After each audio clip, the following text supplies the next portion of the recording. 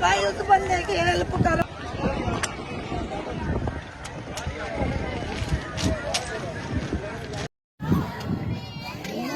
एक हम ग्रुप देखा ना एक बार अगे भी दसना तो मैं क्या भी एक बार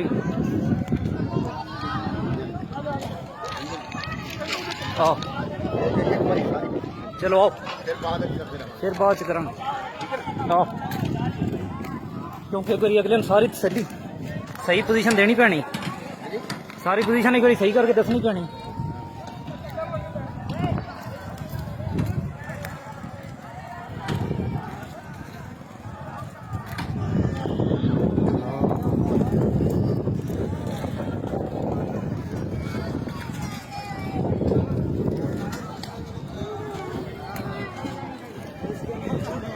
बाथरूम का दरवाजा खुल गया।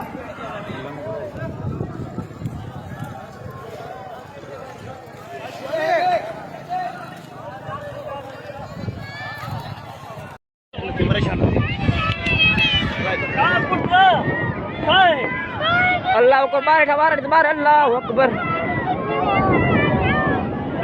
अल्लाह अकबर हेलो का बस आने कुछ पर मत कर बस कर बाबा निकले दा खबर ना चुप कर